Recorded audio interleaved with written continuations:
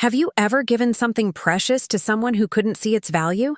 Something that cost you everything but they treated you like nothing? I did. I gave my son and his wife a gift they didn't even know they had. The very roof over their heads.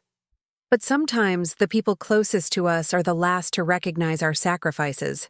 This is the story of how my daughter-in-law's thoughtless words led to a truth that changed everything for our family. Before we jump back in, tell us where you're tuning in from, and if this story touches you, make sure you're subscribed, because tomorrow I've saved something extra special for you. My husband Frank and I have always lived modestly, watching our pennies and planning for tomorrow. We weren't born into money, quite the opposite. Frank spent 30 years as a skilled machinist at the local manufacturing plant, while I worked as an administrative assistant at the elementary school just 3 blocks from our home. 2 steady paychecks, nothing extravagant, but enough to keep our bills paid and food on the table. We bought our first house when our son Bradley was just 2 years old, a small 3-bedroom ranch in a quiet neighborhood on the outskirts of Cleveland. The mortgage payment stretched our budget thin those first few years, but we were determined to give Bradley the stability we never had growing up. Month by month, year by year, we chipped away at that loan, sometimes making extra payments when bonuses or tax returns allowed. By the time I hit my mid-50s, we had finally paid it off. I still remember the day we received that letter confirming our mortgage was complete. Frank and I sat at our kitchen table, holding hands, not saying a word. That house represented every overtime shift, every brown bag lunch, every vacation we never took. It was the embodiment of our life's work. Now that we're both retired, life has taken on a gentler rhythm. Frank spends his mornings tending to his vegetable garden, coaxing tomatoes and zucchini from the same patch of earth he's cultivated for decades. I volunteer at the library twice a week, shelving books and helping with children's reading programs. Between our Social Security checks and Frank's pension, we bring in about $3,800 a month. Not luxurious, but comfortable for 2 people with simple needs and a paid-off home. Bradley, our only child, is 34 now. He works as a software developer for an insurance company, stable, well-paying work that he seems to enjoy. He met Melissa during a company training seminar in Chicago 6 years ago. She was a marketing specialist, ambitious, articulate, always perfectly put together. They dated long distance for a year before she relocated to Cleveland for him. Frank and I were cautiously optimistic when they announced their engagement. Melissa was certainly accomplished. Master's degree, impressive resume, the kind of confidence that commanded attention in any room. But there was something in her manner that gave me pause. A certain calculation in her eyes when she looked at people, as if she were constantly assessing their value and utility. Still, Bradley was clearly smitten, and we wanted nothing more than to see him happy. Their wedding was an elaborate affair at an upscale hotel downtown, far more extravagant than anything Frank or I would have chosen. We contributed what we could, but it was clear our offering barely made a dent in the overall budget. Melissa's parents, both successful attorneys from Boston, covered most of the expenses with seemingly effortless checks. I remember feeling slightly embarrassed by our modest gift envelope amid the crystal vases and designer kitchenware that filled their registry. After the honeymoon, Bradley and Melissa began house hunting. The market was brutal, interest rates climbing, inventory scarce, prices soaring well beyond what seemed reasonable for a young couple just starting out. Week after week, they'd tour homes only to be outbid or discouraged by the cost. I could see the strain it was putting on them, particularly Bradley. He'd stop by on Sunday afternoons, shoulders tense, voice tight with frustration as he described yet another failed offer. One evening, as Frank and I were preparing for bed, he looked at me with that expression I've come to know so well over our 40 years together. The one that means he's been thinking deeply about something. "What if we help them with the house?" he said quietly. Not just a down payment. What if we give them this place? I sat down on the edge of the bed, surprised. And where would we go? He shrugged. That 2-bedroom condo near the park. The one we walked through last month when Margaret was showing it. It's the right size for us now. Lower maintenance, walking distance to everything we need. I considered it. Our house wasn't grand by any means, but it was in good condition, in a neighborhood where young families were starting to move in again. More importantly, it was paid for. A clean title, no encumbrances. A fresh start without the crushing weight of today's mortgages. Bradley might not want our old house, I said, though the idea had already taken root. And Melissa, I'm not sure this neighborhood would meet her expectations. Frank smiled. Let's just offer. Worst they can say is no. 2 days later, we invited them over for dinner. After Frank's famous pot roast and my apple pie, we laid out our proposal. We would sign over the house to them, completely. No strings, no loans, no expectations of being paid back. In exchange, we'd use some of our retirement savings to purchase the smaller condo we'd been eyeing. Bradley's reaction was immediate. Shock, followed by the kind of gratitude that makes a parent's heart swell. He hugged us both so tightly I could barely breathe. Melissa's response was more measured. A polite thank you, questions about the timing, a comment about possibly updating the kitchen if they accepted. It's extremely generous, she said carefully, but we'd need to think about it. The commute would be longer for both of us, and we had been looking in Shaker Heights. I saw Bradley's expression fall slightly, but he nodded. We should discuss it, of course. But Mom, Dad, this is incredible. Thank you for even considering it. A week. Later, they accepted. The legal process was straightforward. Our attorney handled the deed transfer, we signed the papers making Bradley and Melissa the official owners, and Frank and I purchased our condo outright with our savings and a small loan that we quickly paid off. The first year went smoothly. They painted some rooms, replaced the old carpet with hardwood floors, planted new shrubs along the front walkway. Bradley would invite us over for dinner occasionally, proudly showing off the improvements they'd made. Melissa was cordial during these visits, not warm, exactly, but polite. She seemed pleased with the house, especially after they'd put their own stamp on it. Then came the news we'd been hoping for. Melissa was pregnant. Bradley called us, voice brimming with excitement, to share that we would become grandparents in 7 months. Despite my complicated feelings about Melissa, the prospect of a grandchild filled me with joy. Frank immediately began drawing up plans for a handmade crib, his reading glasses perched on the end of his nose as he sketched designs late into the night. The pregnancy progressed, the nursery was prepared, and on a snowy February morning, our grandson Ethan came into the world. 7 pounds, 4 ounces of perfection with Bradley's chin and Melissa's eyes. The first time I held him, I felt that same overwhelming rush of love I'd experienced when Bradley was born. This tiny person, this continuation of our family, represented everything that mattered.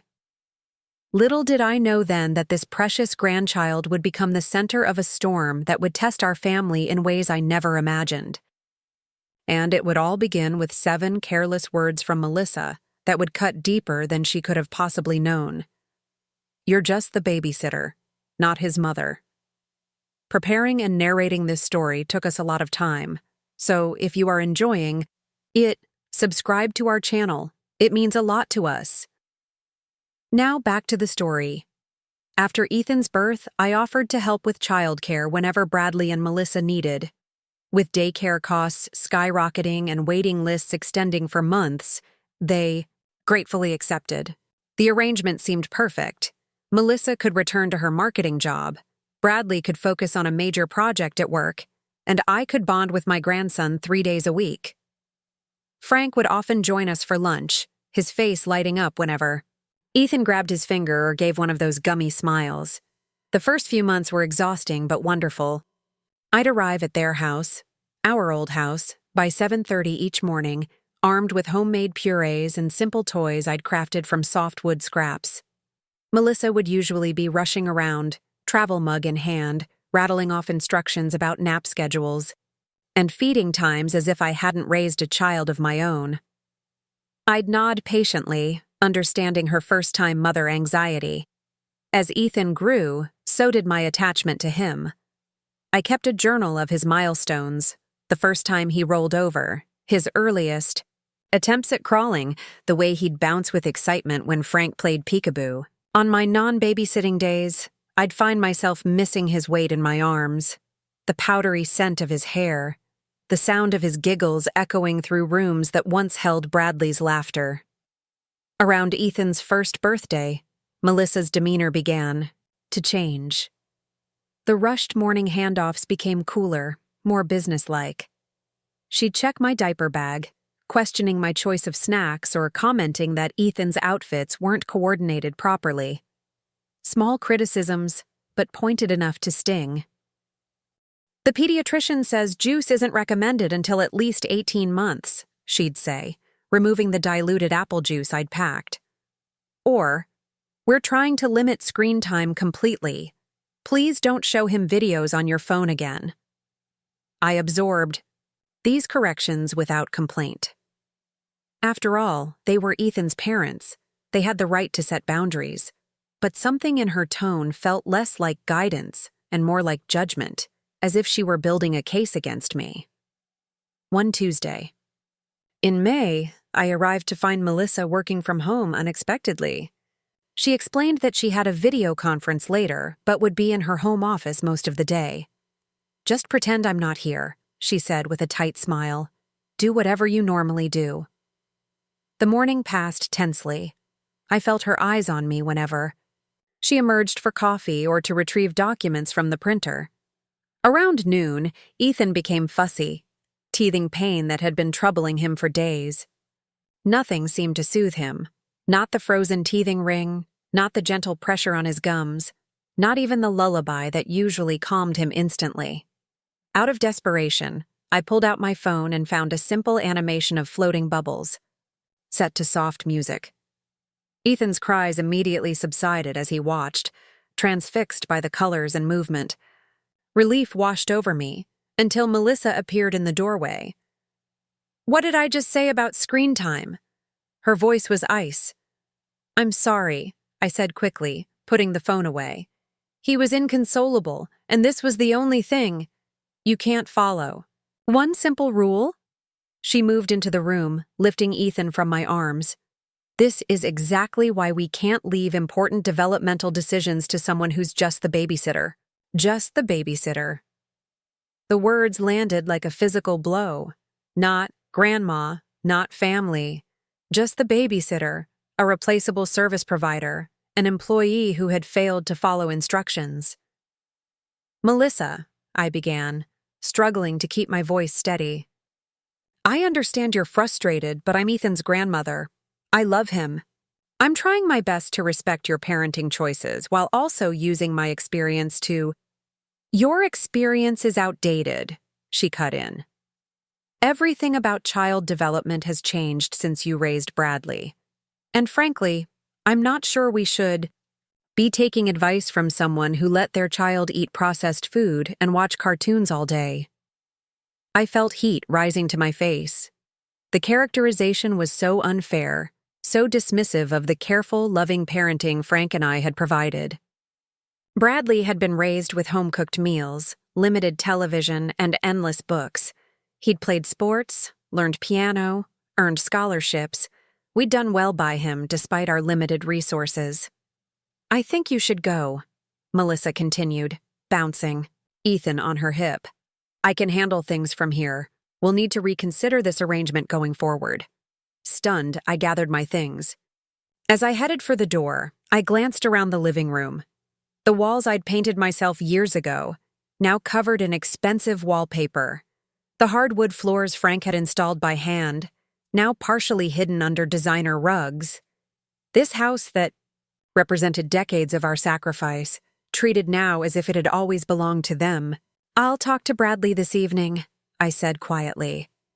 Her response was cool. I'm sure he'll agree that we need more qualified childcare. I drove home in a fog, tears blurring my vision.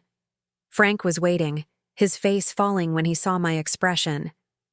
I collapsed into a kitchen chair and recounted the confrontation, my voice breaking when I repeated her words. Just the babysitter. Frank's face darkened. That house was our gift to them. A gift most young couples today could only dream of having. And this is how she speaks to you? Maybe she's right, I whispered. Maybe my methods are outdated. Maybe I'm not what Ethan needs. Frank knelt beside me, taking my hands in his. Catherine, you are a wonderful grandmother and were an excellent mother. Bradley turned out just fine under your care. This isn't about your childcare skills.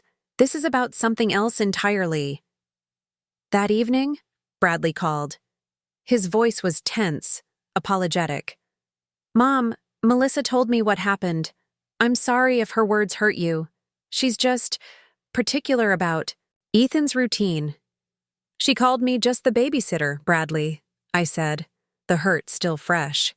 After everything we've done, I know, Mom, it was a poor choice of words. She didn't mean it like that. But she had. We both knew it. We've found a daycare center with an opening next month, he continued. Very highly rated, with trained early childhood educators. It might be better for everyone. I felt my chest tighten. So I won't be seeing Ethan anymore? Of course you will, he assured me quickly.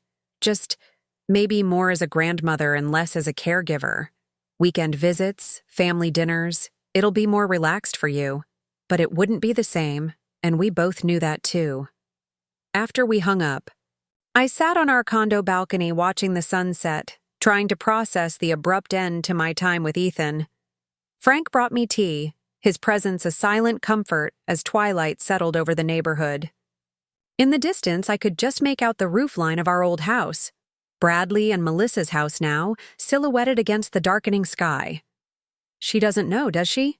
I said suddenly. Frank looked at me confused. Doesn't know what? About the house. That we signed it over completely. That they don't have a mortgage. Understanding dawned on his face. We never discussed the details with them. Bradley knows, of course. But Melissa? Maybe not. A thought began to form. Not vindictive. Not yet, but questioning. What did Melissa understand about our family? About the sacrifices we'd made?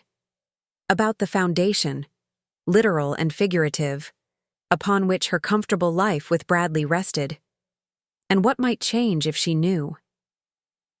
Little did I realize that this question would soon be answered in ways none of us could have anticipated.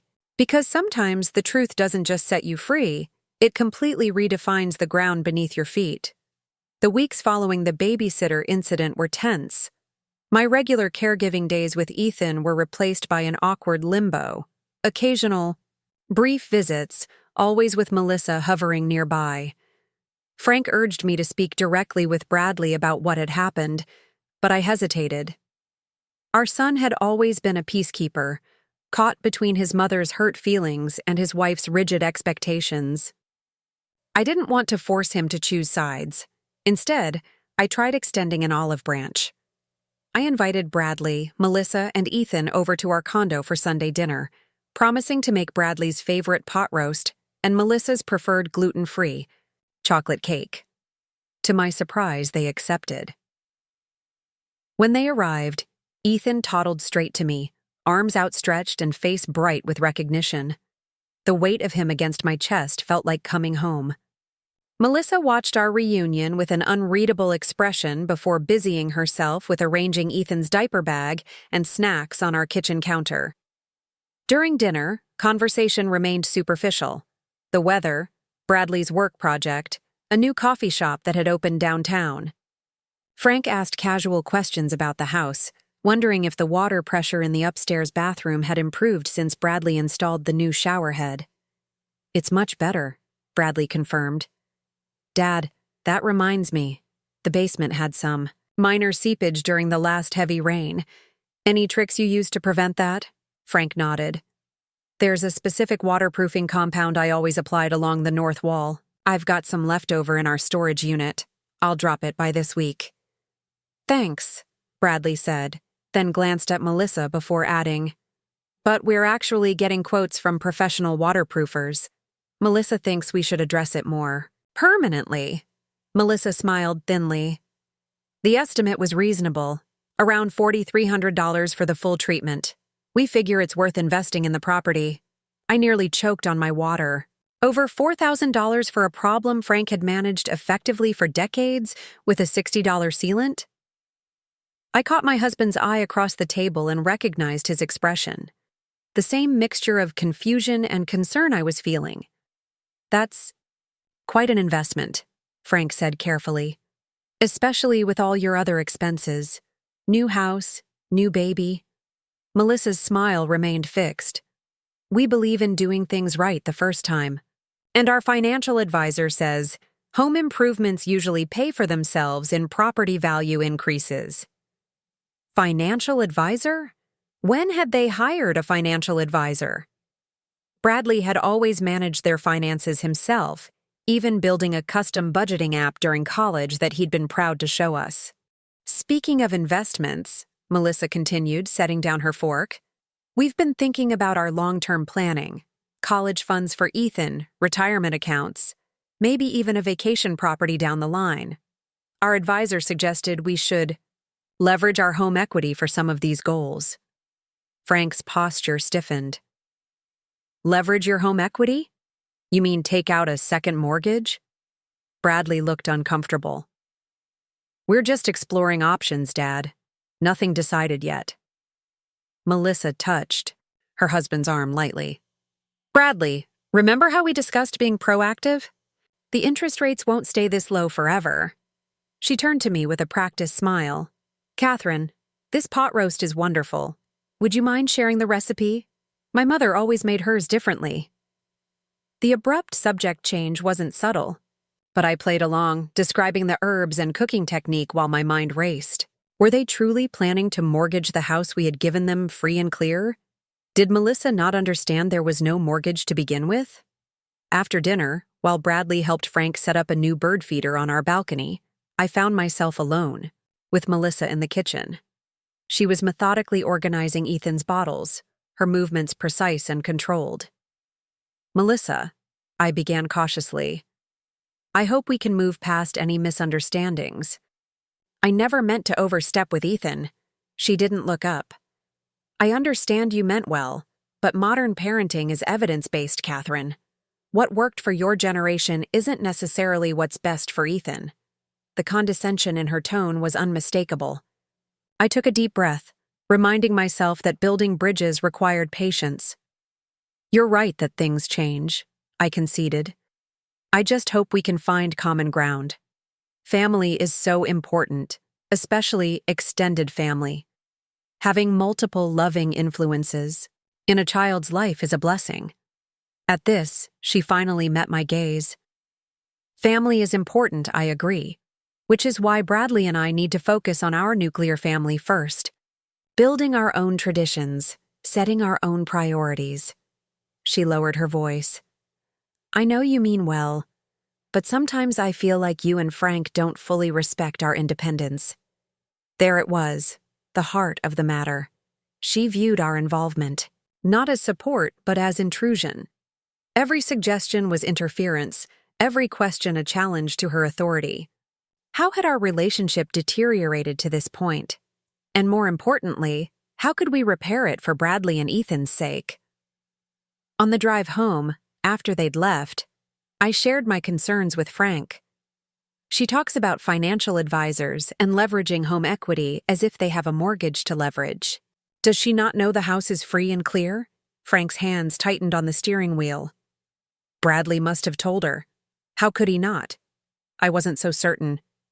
They've been talking to financial advisors without mentioning it to us. Maybe there are other things they don't discuss. Later that week, I called Bradley during his lunch break, careful to keep my tone casual as I asked about their plans for the house. It came up in our meeting with the financial planner, he explained. She suggested that with our home equity, we could potentially access capital for investments or renovations. Bradley, I said slowly, you do understand that the house has no mortgage, right? We signed it over to you completely. There's nothing to leverage except the full value of the property itself. A long pause followed. Of course I know that, Mom. It's just, Melissa has been handling most of the financial planning lately. Her father has connections in wealth management, and she thinks we should be more aggressive with our strategy. Does Melissa understand how you acquired the house? I pressed. Another pause. We don't really discuss it. She knows her parents, helped with the wedding, and my parents helped with the house. That's how she sees it. Equivalent contributions from both sides. My stomach sank.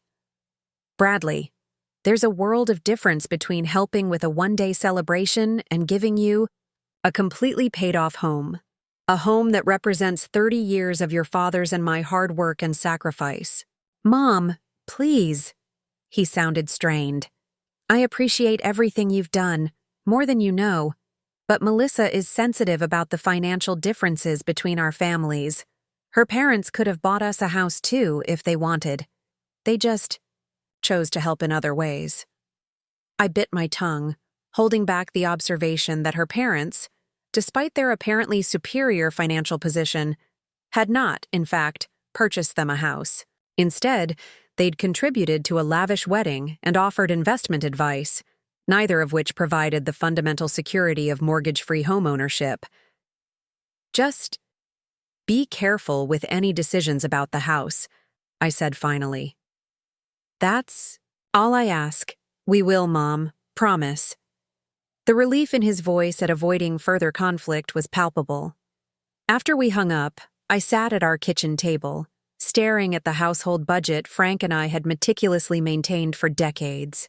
Every dollar accounted for, every sacrifice noted, all culminating in that precious moment when we'd signed away our most valuable asset to give our son a secure start.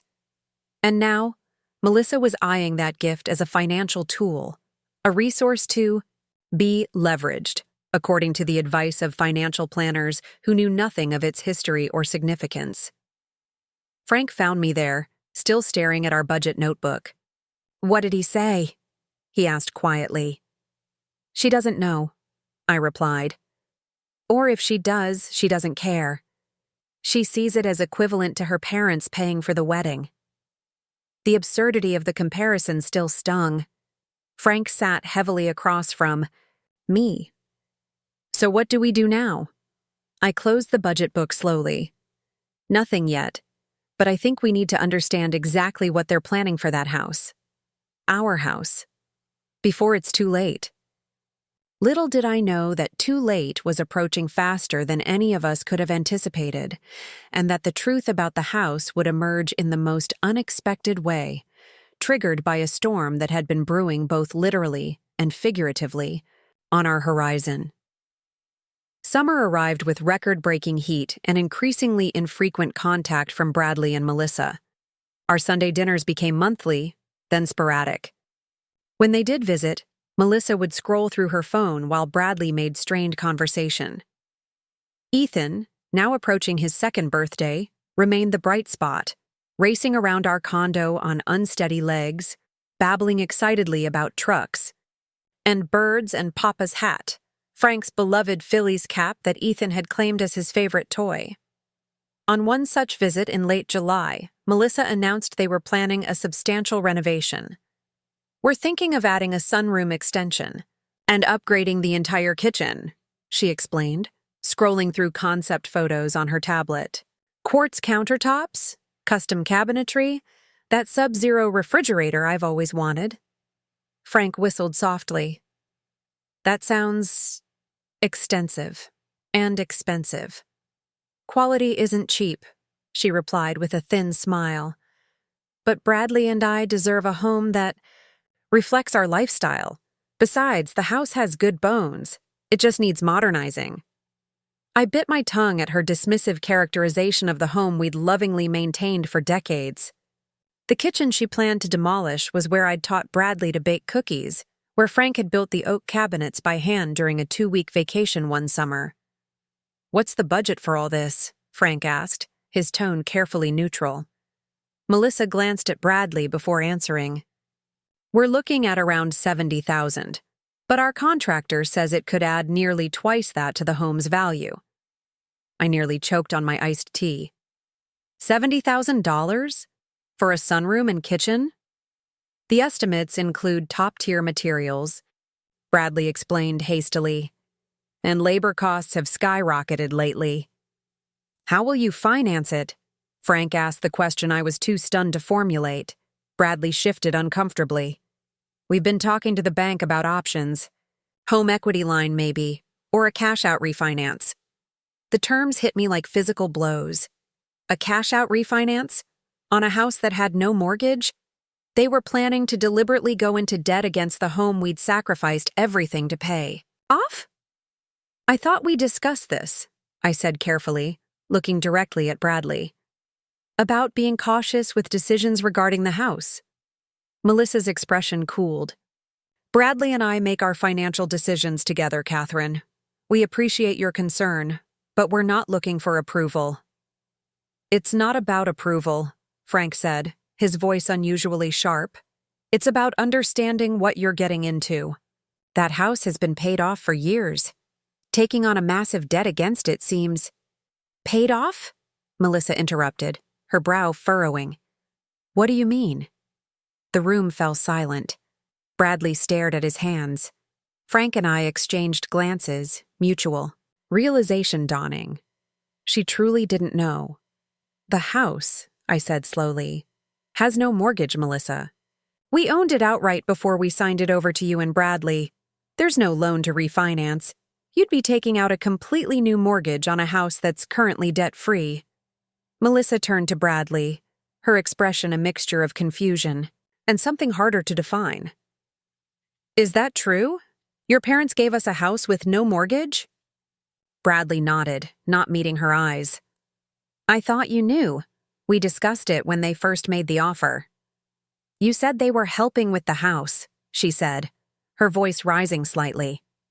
"I assumed they made a down payment or co-signed a loan. Not that they handed over a completely paid-off property." An uncomfortable silence filled the room. Ethan, sensing the tension, abandoned his blocks and crawled into Frank's lap, seeking comfort. "Why didn't you tell me?" Melissa demanded, her attention fully on Bradley now. He ran a hand through his hair, a nervous gesture he'd had since childhood. "It didn't seem important exactly how the house came to us, just that we had it." "Didn't seem important?" Her voice was controlled, but barely. "Bradley, that completely changes our financial position. Do you have any idea how many of our peers are drowning in mortgage debt? How many can barely afford their monthly payments? And you've just been sitting on this massive gift without even acknowledging it?" I felt a flicker of vindication at her reaction. At least she recognized the magnitude of what we'd done, even if the recognition came belatedly. Melissa abruptly stood, gathering her purse and Ethan's diaper bag. "We need to go. Right now." She picked up Ethan, who began to protest, reaching his arms back toward Frank. "Bradley, get the car seat ready." Bradley hesitated, clearly torn between obeying his wife and explaining to his parents. "Mel, maybe we should—" "Now, Bradley." Her tone left no room for discussion. After they left, Frank and I sat in stunned silence for several minutes. Finally, he sighed heavily. "Well, that cat's out of the bag." "Do you think this will help?" I asked. "Now that she knows the truth about the house?" Frank shook his head slowly. "Hard to say. She seemed more angry at Bradley for not telling her than grateful to us for giving it." The following week passed without a word from either of them. My calls went straight to voicemail. My texts received brief, non-committal responses. Just when I was beginning to worry that the revelation had permanently damaged our already fragile relationship, Bradley showed up at our door unannounced. He looked exhausted, dark circles under his eyes, his normally neat hair uncombed. His shoulders slumped with fatigue. "Can I come in?" he asked, his voice rough. I ushered him inside, immediately falling into mother mode, offering coffee, checking if he'd eaten, watching for signs of what had brought him to our door in this state. "Melissa's been upset," he said finally, cradling the mug of coffee I'd pressed into his hands. "Ever since she found out about the house, we've been having discussions." Frank settled into the armchair across from him. "Discussions or arguments?"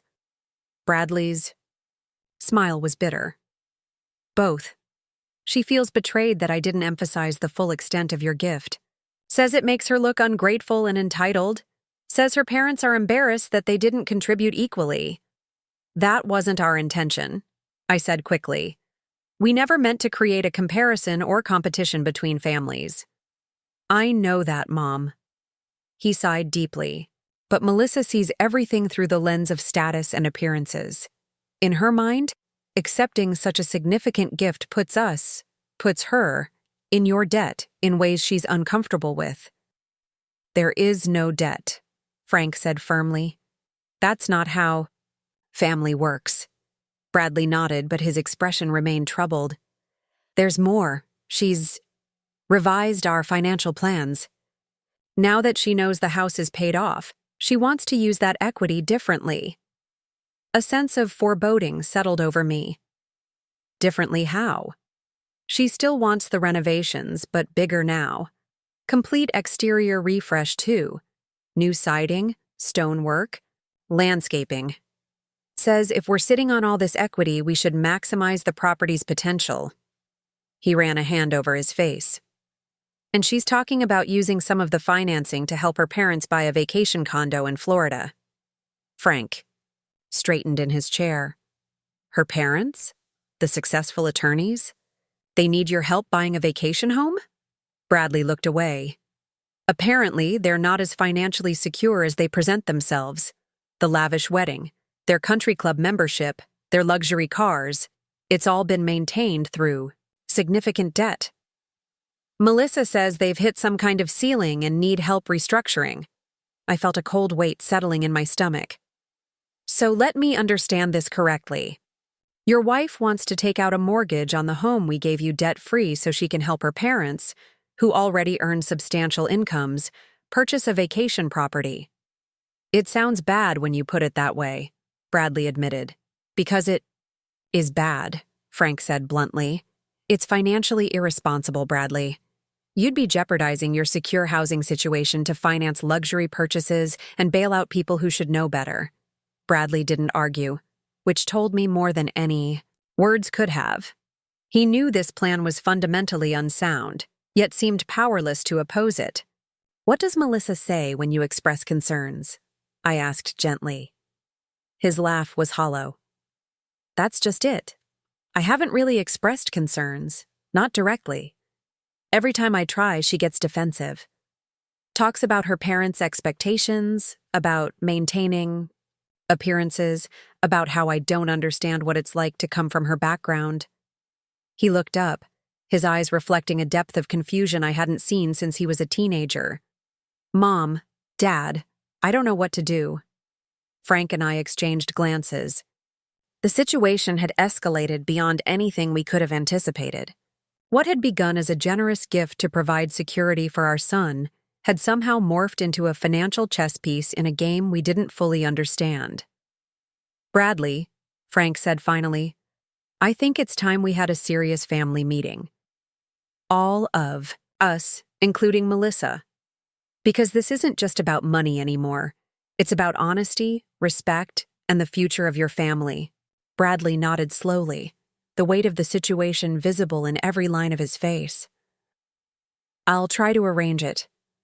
But I can't promise Melissa will agree." As he left that evening, I stood in the doorway watching him walk to his car, shoulders hunched, steps heavy. This wasn't the confident, joyful son we'd raised. This was a man drowning in a situation he couldn't control, torn between loyalty to his parents and submission to his wife's demands. And I knew, with a mother's instinct, that the approaching family meeting wouldn't resolve the tension. It would only bring it to a head, forcing truths into the open that none of us might be prepared to face. The family meeting was scheduled for the following Saturday evening. Bradley arranged for Ethan to stay with Melissa's cousin, ensuring our discussion wouldn't be interrupted. Frank spent the days leading up to it gathering documentation, the original deed transfer, property tax history, and a current market value assessment from a realtor friend. I wasn't sure what purpose these papers would serve, but Frank insisted on being prepared. "If we're going to have this conversation," he said gravely, "we need facts, not just feelings." The appointed evening arrived with an ominous backdrop. Dark clouds gathering on the horizon, the local news warning of potential severe thunderstorms. I'd prepared a simple dinner of lasagna and salad, hoping familiar comfort food might ease tensions. As I set the dining table, my hands trembled slightly. Whatever happened tonight would reshape our family dynamics, for better or worse. Bradley and Melissa arrived precisely at 6, the stiffness in their greetings suggesting they'd argued on the drive over. Melissa was impeccably dressed in a cream blouse and tailored slacks, her makeup flawless, her posture rigid. Bradley looked disheveled by comparison, his button-down shirt wrinkled, his expression haggard. Dinner began with painful small talk, comments about the weather, Bradley's latest project at work, an upcoming charity event Melissa was helping organize. We carefully avoided any mention of houses, renovations, or financial plans. The elephant in the room grew larger with each passing minute, the tension mounting until the clink of silverware against plates seemed unnaturally loud. Finally, as I served coffee and apple crisp for dessert, Frank cleared his throat. "I think it's time we address the reason we're all here," he said, his tone gentle but firm. "There seems to be some confusion and disagreement about the house, its history, its status, and its future." Melissa straightened, her coffee cup suspended midway. To her lips, "I wouldn't call it confusion, Frank. Now that I understand the situation, I'm simply advocating for maximizing our assets. Any financial advisor would recommend the same." Frank nodded slowly. "I understand that perspective. But there's more to consider than just financial optimization. There's also intention, history, and family values." "What exactly does that mean?" Melissa's tone was polite, but her eyes had hardened. Frank placed a folder on the table.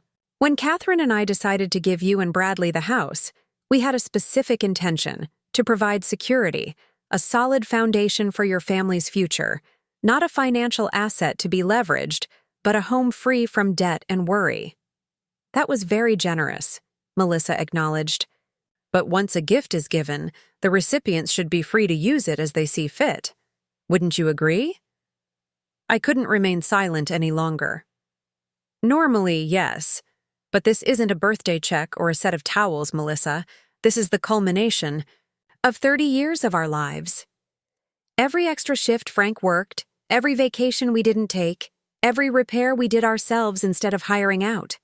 All so we could pay off that mortgage and create security for our family." Bradley shifted uncomfortably. "Mom, Dad, I appreciate everything you've done, more than I can express. But Melissa's right that technically, legally, the house is ours now." "No one's disputing that," Frank said evenly. "The question isn't what you can do, but what you should do.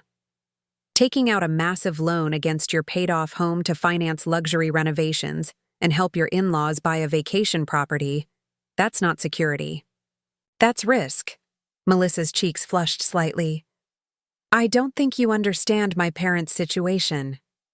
"Then help us understand," I said, trying to keep my tone free from judgment. "Because from where we sit, it looks like you're sacrificing your own financial security to maintain appearances for people who should be helping you, not the other way around." The flash of anger in Melissa's eyes was immediate. "My parents have given me everything. Everything. They put me through the best schools, funded my graduate degree, introduced me to connections that launched my career. So yes, now that they need some assistance with retirement planning, I intend to help them. But why should that help come at the expense of the gift we gave you? Frank pressed. If your parents need financial assistance, why not explore other options that don't involve mortgaging your primary residence? Bradley cleared his throat. Dad, we've looked at various scenarios. The equity in the house represents our largest potential source of capital. Using it makes the most financial sense. Only if you ignore the risk, Frank countered. What happens if one of you loses your job? Or if the housing market crashes again? Suddenly you're underwater on a mortgage for a house that was previously secure. Melissa set down her coffee cup with excessive precision. With all due respect, Frank, Catherine, financial planning has evolved significantly since your generation. Modern wealth management involves strategic leverage, not just squirreling. Away pennies until you own everything outright. The condescension in her tone made my blood boil, but I forced myself to remain calm. Melissa, basic financial principles haven't changed. Debt still carries risk. Security still matters. And family still comes before status symbols. Lightning flashed outside the window, followed by a low rumble of thunder. The storm was approaching, both literally and figuratively. I think, Melissa said carefully, that different families have different values. In my family, success and ambition matter. Presenting well to the world matters. Having the right address, the right connections, the right appearance. These aren't frivolous concerns. They're investments in our future. And in our family, I replied, equally measured, taking care of each other matters. Not impressing others, not keeping up appearances, but ensuring everyone has what they truly need. The house was never about status. It was about security. Bradley looked increasingly uncomfortable, caught between two value systems that seemed fundamentally incompatible. Can't we find a middle ground here? Maybe scale back the renovation plans, look at other ways to help Melissa's parents? Melissa turned to him sharply. We've already discussed this, Bradley. My parents need our help with the Florida property now. Their friends are already buying in that development. If we wait, the opportunity will be lost. Their friends? Frank repeated. So this is about keeping up with their social circle? It's about maintaining relationships that benefit all of us, Melissa insisted. These connections have value beyond the monetary. The conversation was clearly going in circles. I decided to change tack. Melissa, I said quietly, when you called me just the babysitter, it hurt deeply. Not because I expect recognition or compensation for watching my own grandson, but because it showed how differently we view family. To me, family means showing up, giving freely, supporting each other without calculating costs or benefits. Her expression flickered briefly before hardening again. That comment was made in frustration. I apologized for it. Actually, Bradley interjected. You didn't. Melissa stared at him, clearly surprised by his contradiction. I'm sure I did. No, Bradley said, his voice gaining strength. You didn't. And the fact that you think you did speaks volumes, Mel. Frank leaned forward. The house isn't just a financial asset, Melissa. It's a legacy of sacrifice and love. When we signed it over, we hoped it would provide the same security for your family that it gave ours. Not become a pawn in some financial chess game. Melissa's control finally snapped. This is exactly why I didn't want to have this conversation. You all act like I'm some kind of gold digger, trying to exploit your generosity. I'm trying to secure our future, Ethan's future, in a world where connections and appearances matter. Where having the right address and the right renovation, and yes, helping family maintain their lifestyle, all contribute to long-term success. She stood abruptly, her chair scraping against the floor. Bradley and I will make our own decisions about our property. If you don't approve, that's unfortunate, but it won't change our plans. Bradley remained seated, his expression troubled.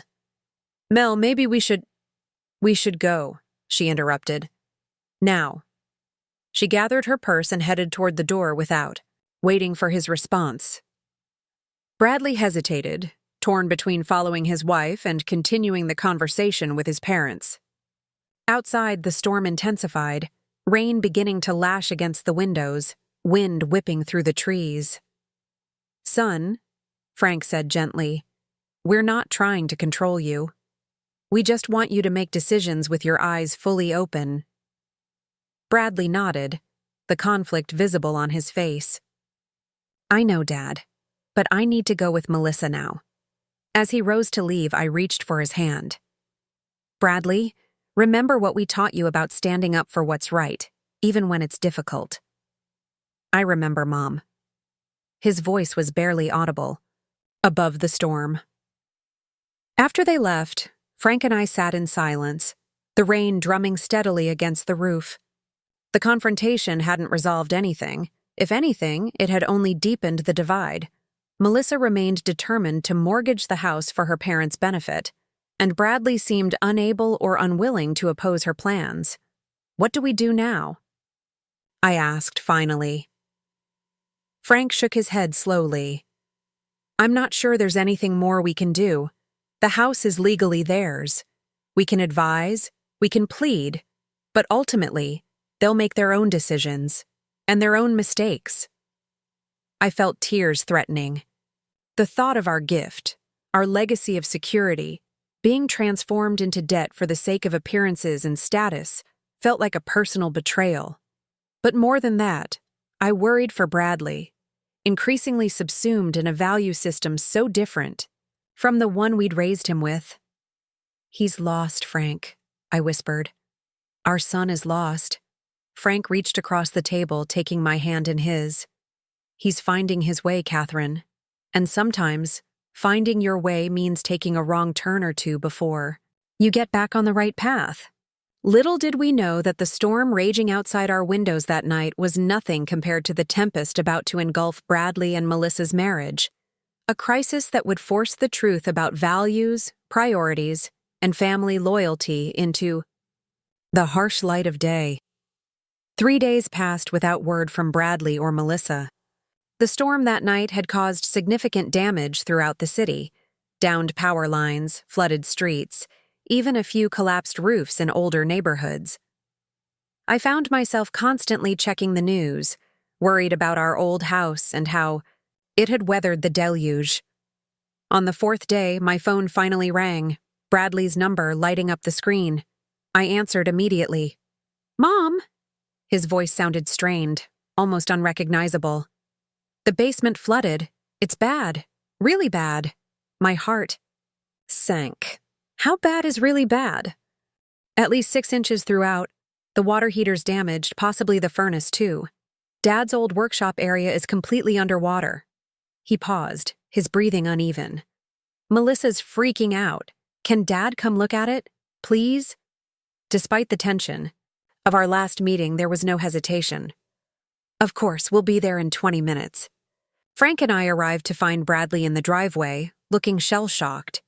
He led us around to the back entrance where a commercial pump was already working to remove water from the basement. "Melissa called her father," he explained as we descended, the soggy stairs. "He connected us with a remediation company. They got the pump going, but..." His voice trailed off as we reached the bottom step. The devastation was worse than I'd imagined. What had once been Frank's carefully organized workshop was now a swampy mess. Tools rusted in puddles. Wood cabinets warped beyond repair. Family photo albums stored in now soggy cardboard boxes. The water heater listed to one side, and the furnace made an ominous clicking sound when Bradley flipped the circuit to test it. Frank moved methodically through the space, assessing damage, checking structural elements, making notes on his phone. I noticed Melissa was nowhere to be seen. "Where's your wife?" I asked quietly. Bradley's expression tightened. "Upstairs on a conference call. Some crisis at work that couldn't wait, apparently." The bitterness in his tone was new. A crack in the unified front they'd always presented. Frank finished his assessment, his expression grim. "The northeast corner foundation has a significant crack. That's where most of the water came in. This isn't just about the storm, Bradley. This is a structural issue that should have been addressed months ago. Bradley ran a hand through his hair. I know. You mentioned the waterproofing compound, but Melissa wanted to wait for the professional. And now you've got thousands in damage instead of a $60 prevention, Frank finished, his tone matter-of-fact rather than accusatory. The furnace is likely shot. Water heater, too. I'd recommend replacing both rather than repairing. The foundation crack needs professional attention immediately, not just waterproofing. You're looking at a minimum of $20,000, son, and that's before addressing any of the personal items that were damaged. Bradley's face drained of color. 20,000? We don't have that kind of cash on hand, not with the renovation. Plans and the... He stopped abruptly. The commitment to your in-laws' Florida property? I finished gently. He nodded, looking defeated. Insurance should cover some of it, Frank offered. But foundation issues are often excluded or limited in standard homeowners' policies. Bradley's shoulders slumped further. Melissa handles the insurance paperwork.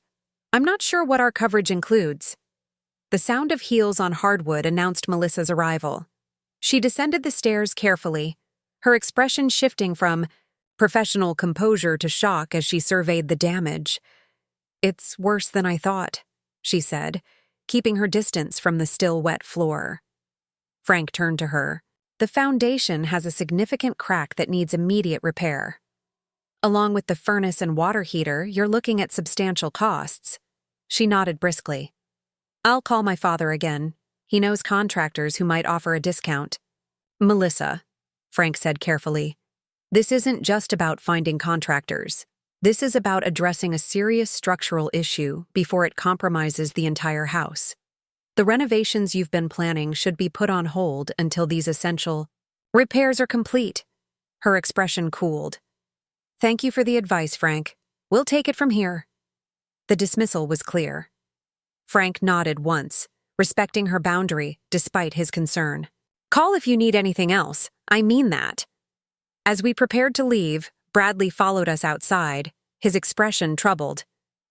Dad, can I get your advice on something else, privately?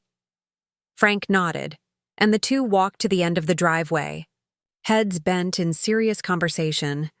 I couldn't hear their words, but Frank's expression grew increasingly concerned as Bradley spoke. On the drive home, Frank was unusually quiet. What did Bradley want to talk about? I finally asked. Frank gripped the steering wheel tightly. He found some financial documents that concerned him. Account statements, loan applications. Things Melissa apparently didn't want him to see. Stomach tightened. What kind of documents? Credit card statements showing significant debt, over $30,000 in Melissa's name alone. Purchases he knew nothing about. And loan applications for the house that list significantly higher income for him than he actually makes. I gasped. She falsified loan applications? That's fraud. Frank nodded grimly. Bradley's not sure how to proceed. He doesn't want to believe she'd deliberately mislead lenders, but the evidence is concerning. What did you tell him? To gather more information before confronting her. If these applications have already been submitted, there could be serious legal consequences. That night, I barely slept, my mind racing with worry for Bradley and even, surprisingly, for Melissa. Whatever her flaws, falsifying loan documents suggested a desperation that went beyond mere status seeking. What pressures was she under? What expectations from her parents drove her to such risky behavior? The next morning, Bradley appeared at our door, pale and disheveled. I need your help, he said, his voice hoarse as if he'd been arguing all night. I need to understand what we're dealing with financially. He laid out several folders on our kitchen table. Bank statements, investment accounts, credit card bills, house-related documents.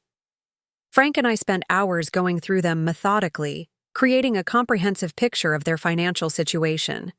The reality was sobering.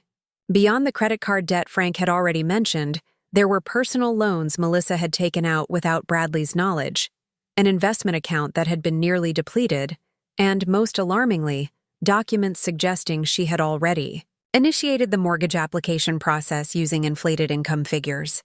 "I had no idea," Bradley whispered, staring at the spreadsheet Frank had created summarizing their true financial position. "We make good money, both of us. How are we this overextended?" "Living beyond your means," Frank said gently. "It happens. Gradually, then suddenly. A larger house than you need, luxury renovations, designer clothes, expensive dinners, promises to help family members who should be helping themselves." Bradley buried his face in his hands. "What do I do, Dad? If these loan applications go through with false information, we could be facing legal issues. If they don't, we still have the basement repairs, the credit card debt, and Melissa's promise to her parents about the Florida property." Frank considered this carefully. "First, you need legal advice from someone who specializes in financial issues. I have a colleague who retired from banking who might help informally. Second, you need to have a direct conversation with Melissa about why she felt the need to handle finances this way, without your knowledge or consent." "She'll say I wasn't interested," Bradley admitted. "And there's some truth to that. I let her take over the financial planning because it seemed to matter more to her. Because her family had more experience with investments and wealth management." His laugh was bitter. "Turns out their experience involves spending money they don't, have to maintain appearances they can't afford." I reached across the table, covering his hand with mine. "Bradley, this isn't just about money. It's about trust, honesty, and shared values. Even if you weren't actively involved in the financial decisions, you deserve to know the truth about your situation." He nodded slowly. "I know, Mom. I've been thinking about that a lot lately. About what I deserve, what Ethan deserves, what kind of example we're setting." He looked up, his eyes red-rimmed but clearer than I'd seen them in months. "I don't want my son growing up thinking appearances matter more than integrity." A lump formed in my throat. Those words, so similar to what Frank and I had tried to instill in him throughout his childhood, told me that underneath the confusion and strain, our son's core values remained intact. "What are you going to do?" I asked softly. "I'm not sure, yet. But I need to act soon, before these loan applications process.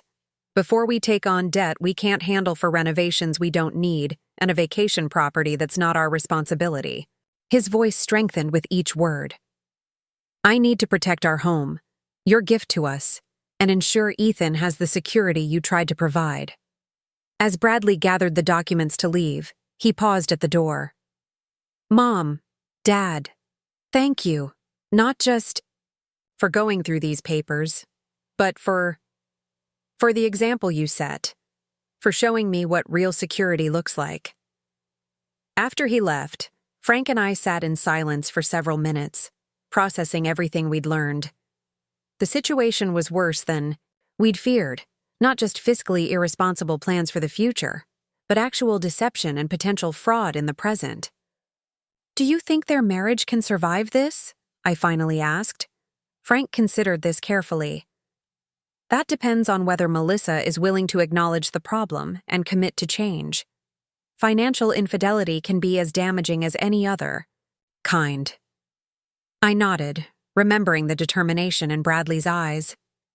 "He's stronger than he thinks. Whatever happens, I believe he'll make the right choice, for himself and for Ethan." What neither of us knew then was that Bradley's confrontation with Melissa would come sooner than any of us expected, sparked by an innocent comment from Ethan that would expose the final devastating piece of the puzzle.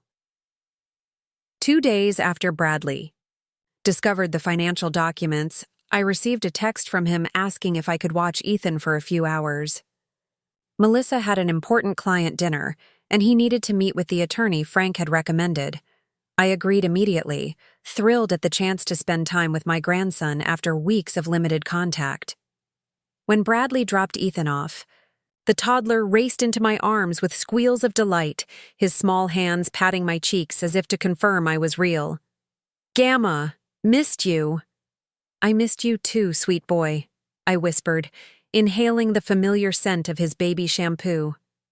Bradley looked, both relieved and anxious. Thanks for doing this, Mom. I shouldn't be more than 3 hours. Take all the time you need, I assured him.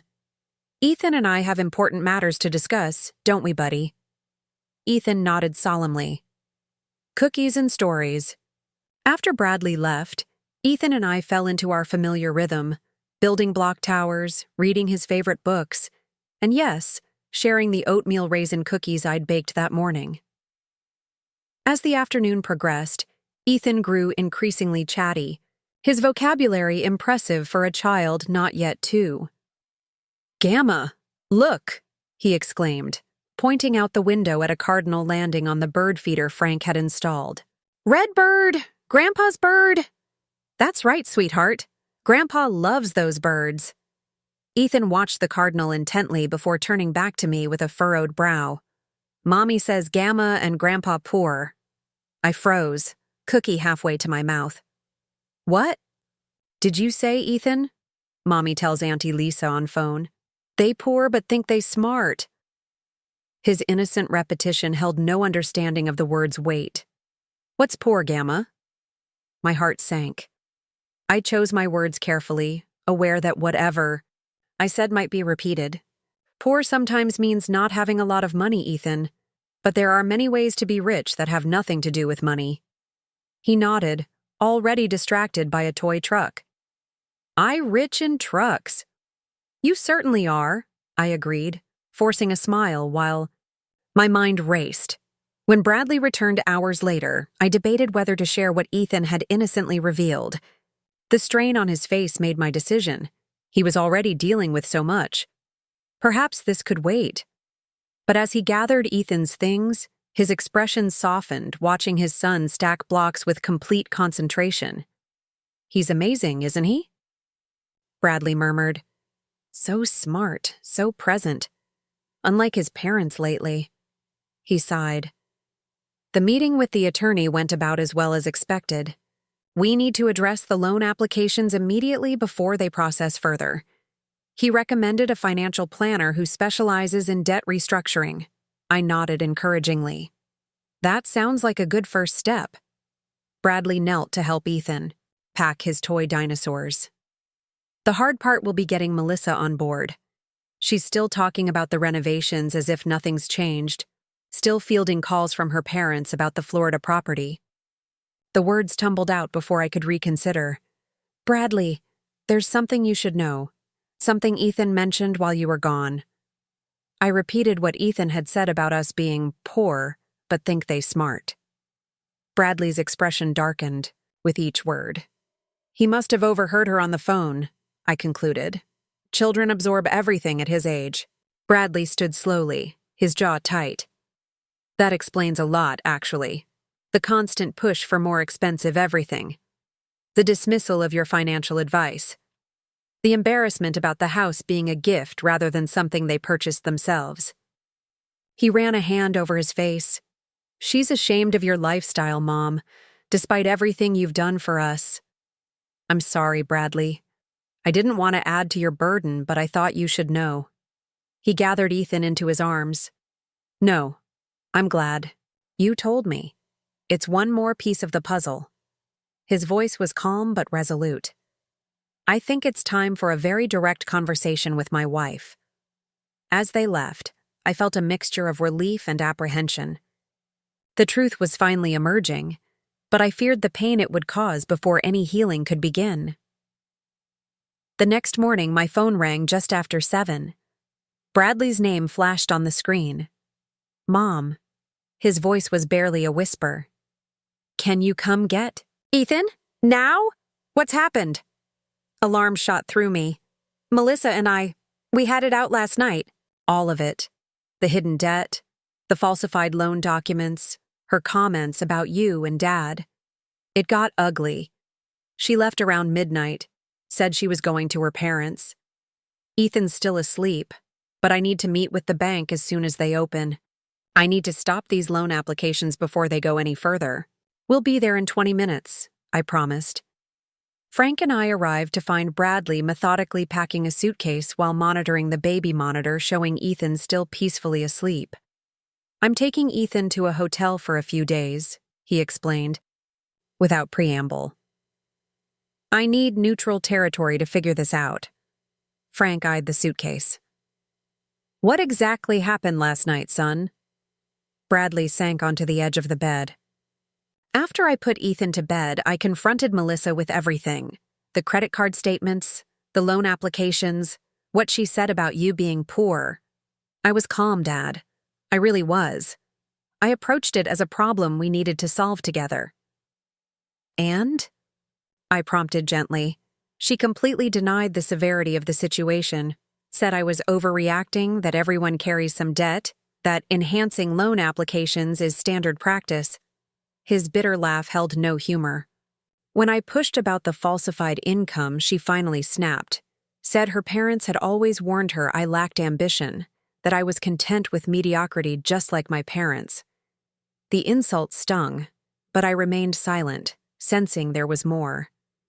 Then she admitted everything. The shopping addiction she's been hiding, the promises to her parents about helping with the Florida property, the pressure she feels to maintain appearances. He shook his head in disbelief. She actually said, "Your parents may be content living in that tiny condo, driving 10-year-old cars, but that's not what I signed up for." As if your choices were somehow shameful rather than responsible. Frank's expression hardened. "What happened next?" I asked her what she planned to do about the loan fraud. She said her father would handle it. He apparently has connections at the bank. Bradley's voice dropped. That's when I realized how deep this goes. Her entire family operates this way. Appearance over substance, connections over integrity. And they've been drowning in debt for years trying to maintain the facade. He stood, resuming his packing. I told her I needed time to think, that we should separate temporarily while we sort this out. She completely lost it, screaming that I was ungrateful, that her parents had been right about me all along. She grabbed her purse and left, said she was going to stay with them. I moved to the window, watching the morning light illuminate our old neighborhood. "What are you going to do about the loan applications, Bradley? Meet with the bank manager at 9, explain the situation, formally withdraw the applications before they process further." His hands trembled slightly as he folded a shirt. "There may still be consequences, but the attorney said coming forward voluntarily will help." Frank nodded approvingly. "And after that?" Bradley zipped the suitcase closed with finality. "After that, I need to protect what matters most. Ethan's well-being and the home you entrusted to us. No more renovations, no Florida property for the in-laws. Just focusing on fixing the basement damage and creating stability for my son." The familiar determination in his voice brought tears to my eyes. This was the Bradley we'd raised. Principled, resilient, focused on what truly mattered. "What about Melissa?" I asked hesitantly, his expression softened with sadness. "That depends on her. On whether she's willing to acknowledge the problem and work toward real change, not just surface solutions." He checked the baby monitor again. "But I won't compromise on my values anymore, and I won't teach Ethan that appearances matter more than integrity. That's my line in the sand." We agreed that Frank would accompany Bradley to the bank while I stayed with Ethan. As they prepared to leave, Bradley paused in the hallway, gazing at the family photos Melissa had artfully arranged on the wall. Their wedding, Ethan's birth, holiday gatherings. His expression reflected not anger, but a profound sadness for what was being lost. "I never saw it coming," he admitted quietly. "I thought we shared the same vision for our life together." Frank placed a steady hand on his shoulder. "Sometimes people show us who they are in small ways long before the big revelations. The trick is paying attention to those small signs." Bradley nodded slowly.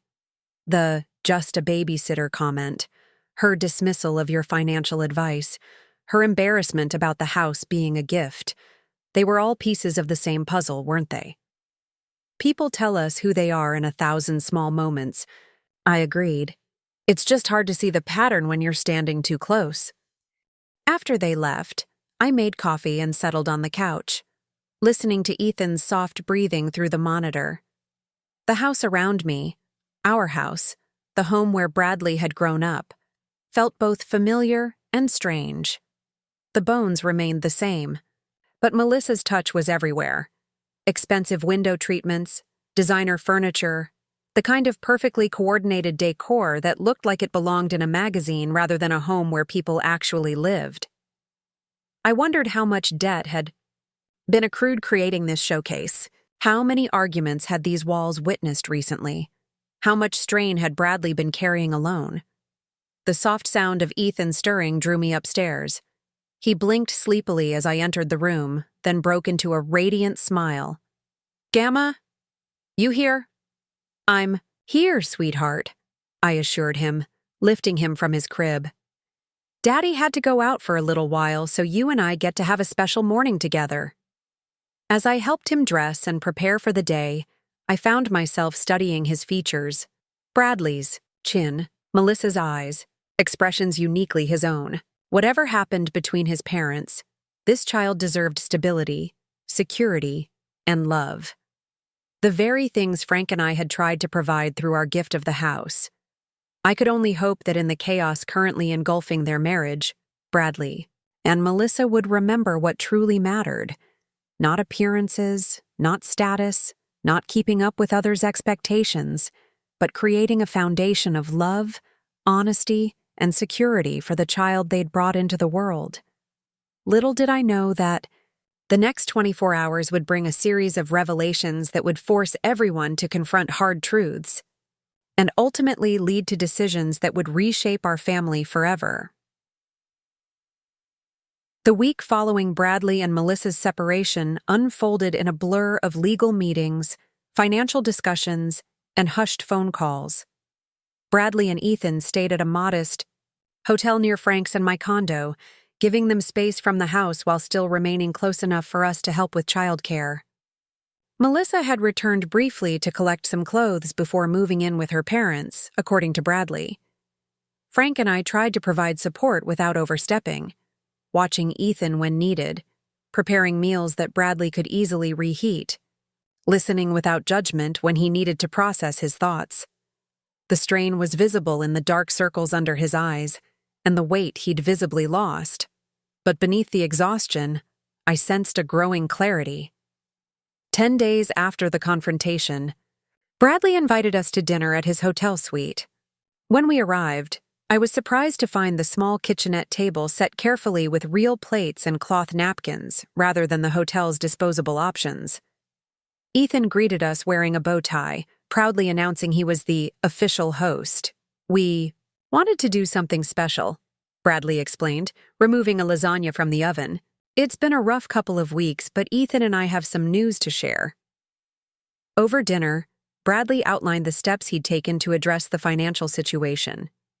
The bank had agreed to halt the fraudulent loan applications without pursuing legal action, provided Bradley cooperated fully with their investigation.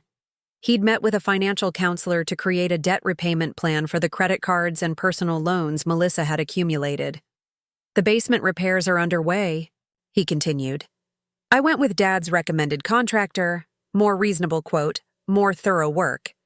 Insurance is covering the water heater and furnace replacement, thankfully." "And the renovation plans?" Frank asked. Bradley shook his head firmly. "Completely off the table. The house doesn't need marble countertops or custom cabinetry. It needs to be a secure, stable home for Ethan." He glanced at his son, who was carefully arranging green beans into a smiley face on his plate. "That's my priority now. Security, not appearance." I reached across the table, squeezing his hand. "We're proud of you, Bradley. Facing this head-on couldn't have been easy." He nodded, his expression somber. "There's more. Melissa and I met with a mediator yesterday to discuss our situation." He took a deep breath. "We're moving forward with a legal separation. I didn't make this decision lightly. but it became clear we have fundamentally different values and priorities. I won't compromise on those anymore, especially with Ethan watching and learning from our example. Though not unexpected, the news still landed heavily. "How is Melissa taking it?" Frank asked. "It's complicated," Bradley admitted. Part of her seems almost relieved. The pressure of maintaining appearances was exhausting her too. But her parents are furious. They see it as some kind of personal failure, a stain on the family reputation. He shrugged, which only reinforces that we're making the right choice. I don't want Ethan growing up in a household where image matters more than authenticity. "And what about living arrangements?" I asked carefully. Bradley smiled for the first time that evening. "That's actually the news Ethan wanted to share. Buddy, do you want to tell Grandma and Grandpa?" Ethan bounced in his seat. "We coming home. To our house. No more hotel." "We're moving back to the house next week," Bradley clarified. "The basement. Repairs should be finished by then. Melissa has agreed to stay with her parents while we work out a more permanent arrangement." "That's wonderful news," I said, genuinely relieved. The thought of our gift, the secure foundation we'd tried to provide, sitting empty while Bradley and Ethan lived in a hotel had been deeply troubling. "There's one more thing," Bradley added, his expression turning serious again. "I've been doing a lot of thinking about the house, what it represents, what it means to our family. I want to formalize something that should have been clear from the beginning." He pulled an envelope from his pocket and slid it across the table to Frank. Inside was a legal document, a trust agreement naming Ethan as the eventual beneficiary of the house, with specific provisions preventing it from being used as collateral. For loans or sold without unanimous agreement from a board of trustees that included Bradley, Frank, and me. "I want to ensure that the security you provided for me extends to Ethan," Bradley explained. "No matter what happens between Melissa and me, no matter what financial pressures might arise in the future, this house will remain what you intended it to be, a stable foundation for our family, free from debt and financial schemes." Frank studied the document, visibly moved. "You've thought this through carefully." Bradley nodded. "The attorney suggested it. This protects Ethan's inheritance while still giving me the flexibility to live in and maintain the home. It also ensures that the house can never be leveraged in the way Melissa was planning." He paused, looking directly at us. "I want to honor your gift by preserving its original purpose." The significance of this gesture wasn't lost on any of us. Bradley wasn't just protecting a physical asset. He was making a statement about values, about choosing substance over appearance, security over status, integrity over impression management. After dinner, while Frank helped Ethan build a fort from hotel blankets and chairs, Bradley and I stood by the window overlooking the city lights. "Mom," he said quietly, "I owe you an apology. When Melissa called you just the babysitter, I should have stood up for you immediately. I should never have let her diminish your role in Ethan's life, or in mine." "You're standing up now," I replied. "That's what matters." He shook his head. "I let things slide for too long. Her comments about your lifestyle, her dismissal of Dad's practical advice, her embarrassment about the house being a gift rather than something we earned. I wanted to keep the peace, but silence only enabled the behavior. We all make compromises in relationships," I offered. "There's a difference between compromise and compromise of values," he countered. "I crossed that line, but I'm finding my way back." He glanced at Ethan, giggling as Frank pretended to be a monster attacking the blanket fort. "For him, for myself, for the example you and Dad set that I temporarily lost sight of." 6 months later, the transformation was remarkable. The legal separation had progressed to divorce proceedings, conducted with surprising civility given the circumstances. Melissa had begun therapy to address her spending habits and the pressure she felt to maintain appearances. She spent weekends with Ethan at her parents' home, which Bradley encouraged despite the lingering tension. The house, our gift, now Ethan's future inheritance, had been restored to its former practical charm. The basement was properly waterproofed, the furnace replaced with an energy-efficient model, the foundation repaired. Bradley had repainted the living room and kitchen himself, choosing warm, welcoming colors rather than the trendy grays and whites Melissa had preferred. Frank and I found ourselves spending more time there than at our own condo.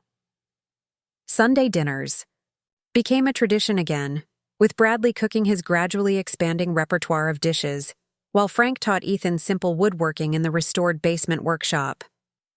Sometimes I'd catch Bradley watching us with Ethan, the easy affection, the patient teaching, the unconditional love, and recognize in his expression a renewed appreciation for the parenting he'd received and was now passing on. One evening, as Frank and Ethan worked on a birdhouse in the backyard, Bradley joined me at the kitchen sink where I was washing vegetables for salad. "I got a promotion at work," he announced casually. "Better salary, more responsibility, but still reasonable hours so I can be present for Ethan."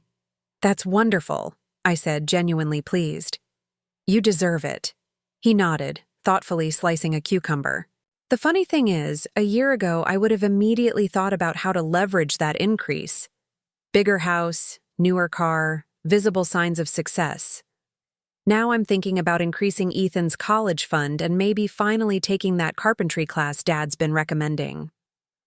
The shift in priorities was striking, and healing to witness. "You've come a long way," I observed. "With a lot of help," he acknowledged. "Speaking of which, there's something I've been wanting to ask you." He set down the knife, turning to face me directly. "Now that Ethan's starting preschool part-time, would you consider watching him on your old schedule again? Not as just the babysitter?" He smiled wryly at the phrase that had sparked so much pain. "But as his grandmother, the person whose values and love I want shaping his life alongside my own." Tears pricked my eyes. "I'd be honored." "Good," he said simply. "Because he needs you. And honestly, so do I." Through the window, I could see Frank kneeling beside Ethan, in the garden, patiently guiding his small hands as he hammered a nail into the birdhouse frame. The scene embodied everything we'd hoped to pass on to our son: the value of creating rather than consuming, of building something lasting with your own hands, of investing time rather than just money. "You know," Bradley said, following my gaze, "I realized something recently. When Melissa used to talk about being rich, she meant having things that impressed other people. When you and Dad talk about being rich, you mean having what truly matters: security, purpose, connection, enough to share." He returned to slicing vegetables, a small smile playing at his lips. "Turns out you were the wealthy ones all along. I just needed to relearn how to recognize true abundance." As we gathered around the table that evening, the house filled with the aroma of homemade bread, the sound of Ethan's laughter, the warmth of family reconnected, I felt the truth of Bradley's words. There was indeed abundance here, not in granite countertops or luxury appliances or impressive addresses, but in the invisible foundations that truly support a life well lived: love that doesn't calculate its worth, security that isn't for show, and the priceless gift of being seen and valued for who you are, not what you have. In the end, Melissa had been right about one thing. I was just the babysitter. If by just, she meant someone who showed up consistently, loved unconditionally, and prioritized a child's well-being over appearances and status. Someone who understood that the most valuable things we can give our children aren't designer clothes or prestigious addresses, but security, stability, and a moral compass that points true north even when cultural winds blow toward the superficial. Those lessons, hard-won through pain and loss, were now permanently built into the foundation of our family, more durable than any mortgage-free deed, more valuable than any material possession. And watching Bradley pass them on to Ethan, I knew that some gifts, once truly received, continue giving through generations, The quiet legacy of enough being more than enough when it's built on love. A year after Bradley and Melissa's separation, life had settled into a new rhythm. The divorce was finalized with surprising efficiency. Melissa had ultimately been practical about the proceedings, perhaps recognizing that dragging things out would only deplete resources they both needed for Ethan's future. They'd established a co-parenting schedule that gave Bradley primary custody while ensuring Melissa remained a consistent presence in their son's life. Spring had arrived again, bringing with it the familiar ritual of Frank planting his vegetable garden. Only this year the garden had expanded to include a small plot behind Bradley's house, our old house, where Ethan had his own section of soil to tend. His preschool schedule meant I watched him 3 afternoons a week, and on this particular Wednesday, we were carefully transplanting the tomato seedlings Frank had started in his mini greenhouse. Gentle, Ethan. I guided his small hands as he patted soil around a fragile stem. Plants are like people. They need a firm foundation, but too much pressure can hurt them. He nodded with the serious concentration only a 3-year-old can muster. Like this, Gamma? His fingers delicately arranged the soil, mimicking the technique Frank had shown him. Perfect, I assured him. You're becoming quite the gardener. Like Grandpa, he declared proudly, and Daddy says I'm getting smart like you. The compliment warmed me as we continued working side by side in the afternoon sun. When Bradley arrived home from work, he found us still in the garden, dirt smudged, and content. Looks like you two had a productive day, he observed, loosening his tie and kneeling to inspect Ethan's handiwork. These tomatoes are going to be amazing this summer, buddy.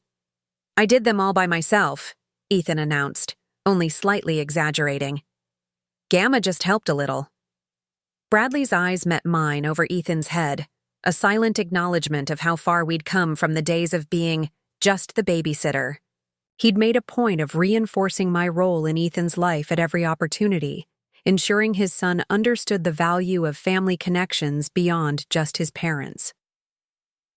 After Ethan was tucked in bed that evening, Bradley invited me to stay for coffee, on the back porch. The space had been transformed over recent months, not with expensive outdoor furniture or elaborate landscaping, but with simple, meaningful additions. A porch swing Frank had built from reclaimed wood, a set of wind chimes I'd found at a local craft fair, a bird feeder positioned to attract cardinals, Ethan's favorites now as well as Frank's. I wanted to talk to you about something, Bradley said, settling into one of the Adirondack chairs he'd refinished himself. Something important. I nodded encouragingly, noticing how much healthier he looked compared to a year ago. The dark circles under his eyes had disappeared, replaced by the relaxed confidence I remembered from before his marriage. I've been seeing someone, he said quietly, for about 2 months now. Nothing serious yet, but promising. This was unexpected. Bradley had shown no interest in dating since the divorce, focusing entirely on Ethan and rebuilding his life. Tell me about her, I prompted gently. Her name is Rachel. She's a children's librarian at the branch near Ethan's preschool. We met. During story hour, I was volunteering as a parent helper. He smiled at the memory. She's different from Melissa. Quieter, more thoughtful.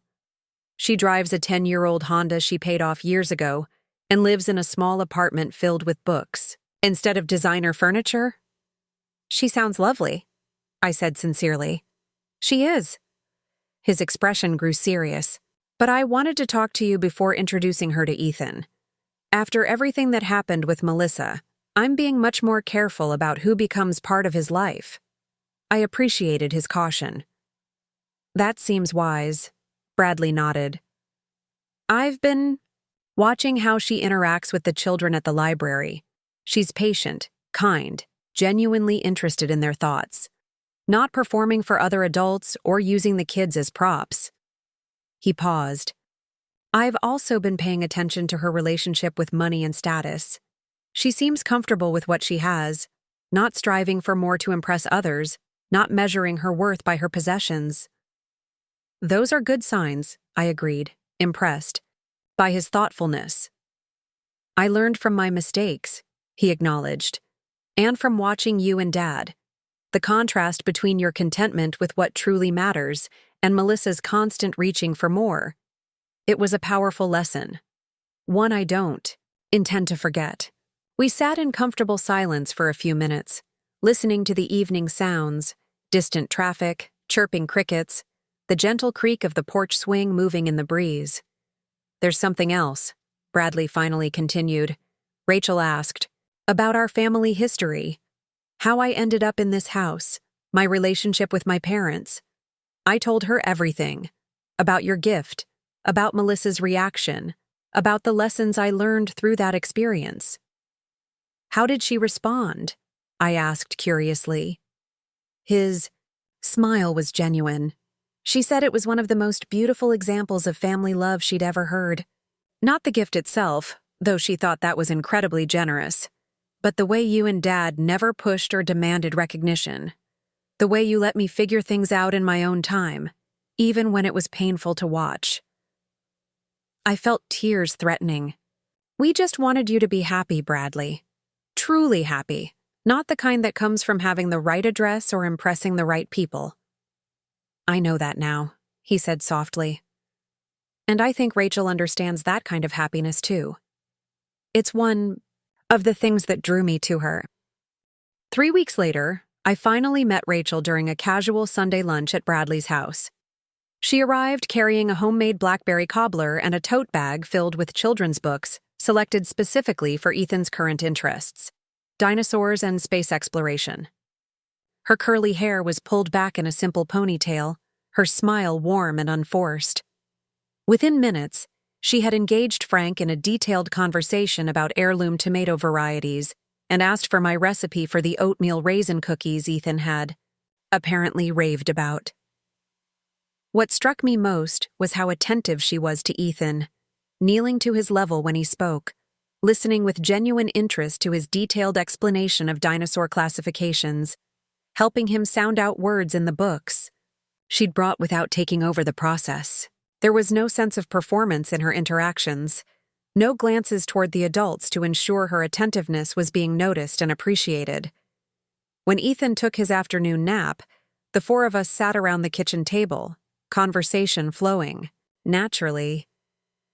Rachel asked thoughtful questions about our lives, our careers, our hobbies, not out of politeness but genuine curiosity. Bradley tells me you were an administrative assistant at an elementary school, she said to me. That must have given you such insight into children's development. I see it in how you interact with Ethan. You have that perfect balance of structure and freedom. The genuine compliment touched me deeply, especially given the contrast with Melissa's dismissal of my childcare approach as outdated and uninformed. As the afternoon progressed, I watched Bradley with Rachel. The easy laughter, the natural physical comfort, the shared glances that communicated without words. This wasn't the intense, slightly anxious attraction he'd shown with Melissa. This was something calmer, more grounded, but no less meaningful. When Rachel left that evening, she hugged me warmly. Thank you for welcoming me, she said. Bradley speaks so highly of you and Frank. I can see why. The foundation you built for him, both literally and figuratively, is extraordinary. After she departed, Bradley, Frank, and I cleaned up the kitchen together. She's lovely, I offered, careful not to seem too enthusiastic too quickly. Bradley smiled. She is, and she's real. What you see is what you get. No hidden agendas, no secret expectations. The house doesn't intimidate her? Frank asked perceptively. Bradley shook his head. When I explained how I acquired it, she called it a beautiful legacy of prioritizing family security over appearances. Said it reminded her of her grandparents, who lived simply but created opportunity for future generations through careful, saving, and generous gifts to their children.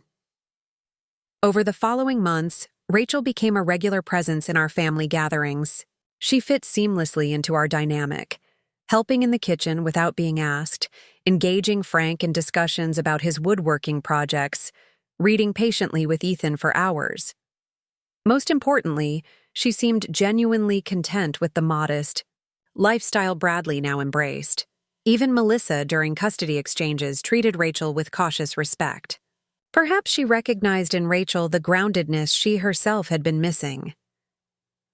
One evening in late summer, as fireflies blinked in the gathering dusk, Bradley, Rachel, Frank, and I sat on the porch while Ethan caught lightning bugs in a jar before their scheduled release. "I got some news today," Bradley said casually. "Melissa's parents are selling their house." "Really?" This was surprising given how central that house had been to their carefully cultivated image. "Why?" "Financial reality finally caught up with them," Bradley explained. "Years of living beyond their means, leveraging everything to maintain appearances. Apparently, the Florida property development they were so eager to invest in turned out to be problematic. Legal issues, construction delays. They lost their initial investment and can't afford to keep up the lifestyle they've been maintaining." "That's unfortunate," Frank said, genuinely sympathetic despite everything. Bradley nodded. "It is. But maybe also necessary. Melissa told me. She's actually relieved in some ways. Said living under the pressure of constant financial facades was exhausting her too. She's helping them downsize to a condo near her place. Smaller, more manageable, more honest." Rachel leaned forward. "Do you think this experience might change her approach with Ethan? Help her focus on more substantive values?" "I hope so," Bradley replied. She mentioned wanting to start fresh, to create traditions with Ethan that don't revolve around spending money or impressing others. Time will tell if that translates into action, but I'm cautiously optimistic. As darkness fell, completely, we watched Ethan release his captured fireflies, his delighted giggles carrying across the yard. In that moment, surrounded by people who valued substance over appearance, security over status, and love over impression management, I felt profound gratitude for the difficult journey we'd all traveled. The house stood solid around us, not as a showpiece or financial instrument, but as exactly what Frank and I had intended it to be, a foundation of security and love, a place where values were taught through everyday actions, where enough was recognized as abundance when shared with those who matter most. Sometimes the most valuable lessons come wrapped in painful packages. Sometimes we need to lose our way before we can truly appreciate the path. And sometimes, the people who dismiss us as just anything, just a babysitter, just a homemaker, just ordinary people of modest means, are the ones who teach us, through contrast, the extraordinary value of being exactly who we are. 7 years had passed since that pivotal moment when Melissa's thoughtless words, "You're just the babysitter," had set in motion events that would transform our entire family. What had begun as a painful dismissal had ultimately led to profound growth, unexpected connections, and a deeper understanding of what truly constitutes wealth and family. Ethan was now 10, a lanky boy with an inquisitive mind and compassionate heart that reminded me of Bradley at that age. His bedroom walls displayed not just the expected superhero posters, but carefully labeled plant specimens he'd collected and preserved under Frank's guidance. The garden plot he'd started as a toddler had expanded into an impressive vegetable patch that supplied our summer dinners with tomatoes, peppers, and zucchini. During weekend visits, Frank had taught him woodworking in the restored basement workshop, while I'd shown him how to preserve the garden's bounty, practical skills connecting him to something more enduring than the latest video game or trendy. Sneakers Bradley and Rachel had married 4 years earlier in a ceremony that perfectly reflected their shared values, vows exchanged in the backyard of our old house, now truly theirs, surrounded by close friends and family. The decorations were handcrafted, the food contributed potluck style by guests, the flowers arranged in mason jars gathered from Rachel's parents' farm in western Pennsylvania. Their 3-year-old daughter Emma toddled around the yard in a dress I had sewn from fabric Rachel's grandmother had preserved, a tangible symbol of how family traditions could be honored without excessive cost or show. Melissa attended the wedding with her partner Kevin, a high school music teacher whose genuine passion for his work had apparently drawn her to a different kind of life than she'd once pursued. The awkwardness between her and Bradley had gradually transformed into a functional, occasionally even warm co-parenting relationship. Their shared commitment to Ethan's well-being had created a bridge across the painful past. Perhaps the most remarkable transformation had occurred in Melissa herself. After her parents' carefully maintained facade of wealth collapsed under mounting debt, she'd faced a reckoning with her own priorities and values. The family home where she'd grown up, the source of so much pride and pretension, had been sold to settle creditors. Her parents now lived in a modest condominium, their lifestyle dramatically simplified by financial necessity rather than choice. Instead of desperately attempting to maintain appearances, Melissa had embraced change with surprising courage. She'd left her high-pressure marketing career selling luxury products to work at a nonprofit focused on financial literacy for young adults. "I want to help others avoid the trap my family fell into," she'd explained during one cordial co-parenting exchange.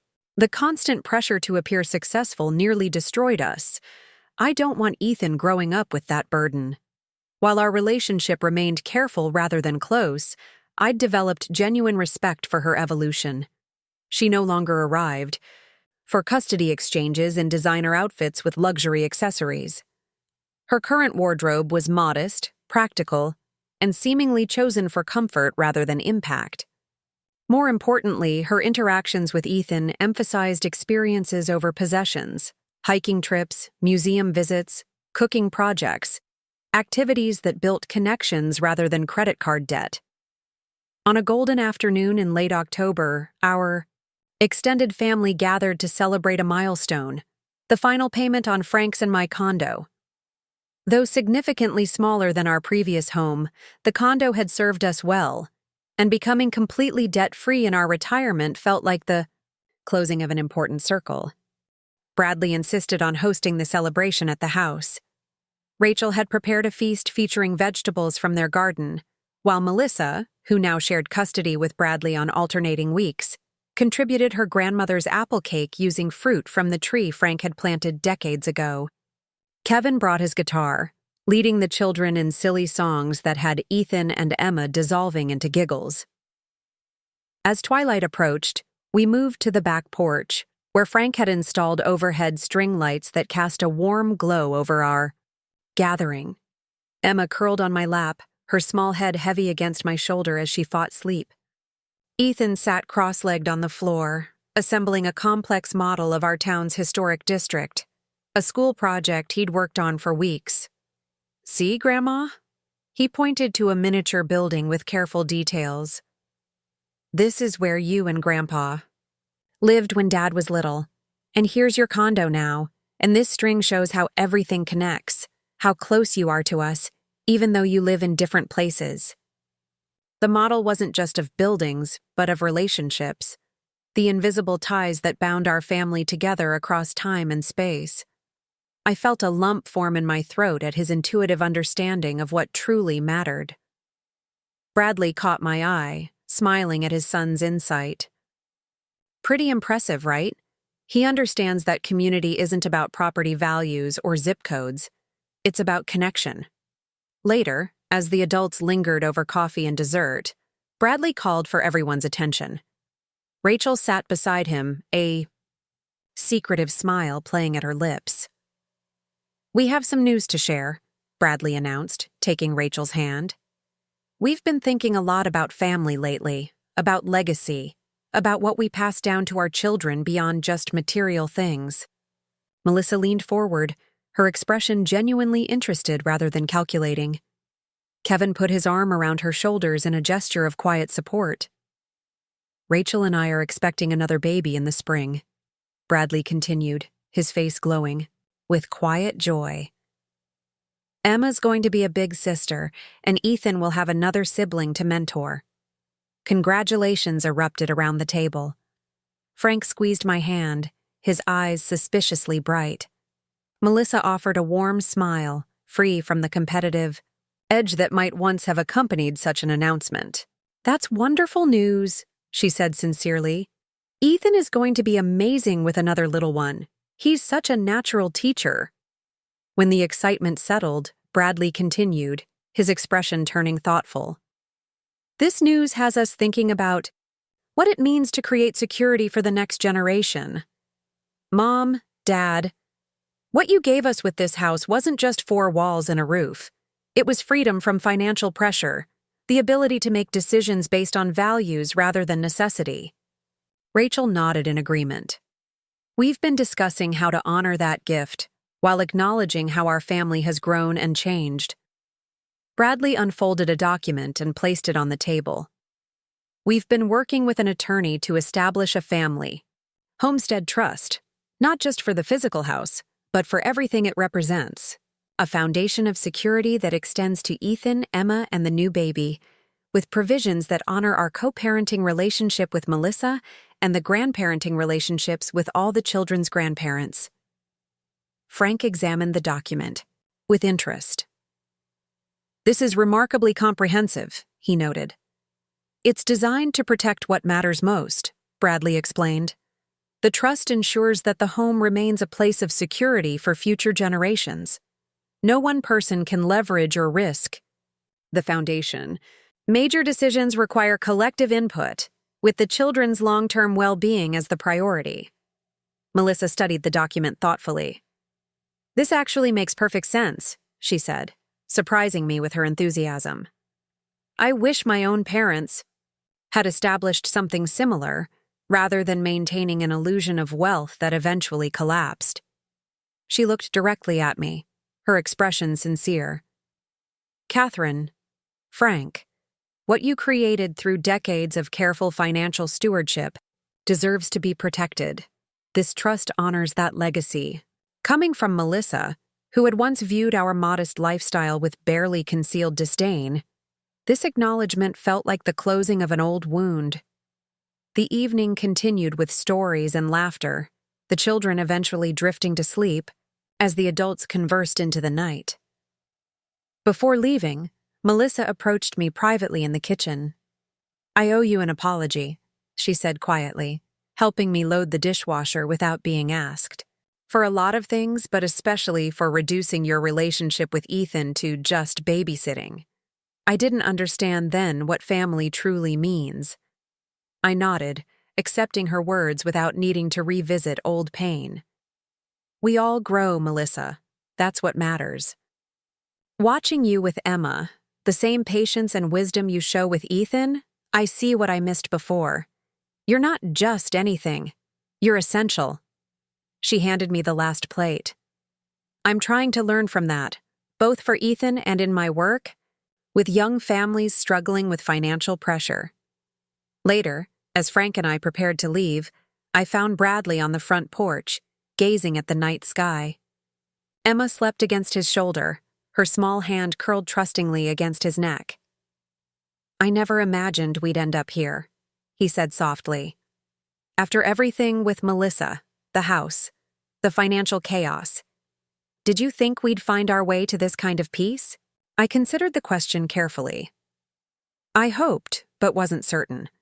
The most valuable lessons often come wrapped in difficult experiences. He nodded thoughtfully. "When she called you just the babysitter, it wounded you deeply. I didn't fully understand why at the time. Because it reduced something sacred to something transactional," I explained. "It missed the entire point of what family means: showing up consistently, loving unconditionally, prioritizing others' well-being without calculating the return."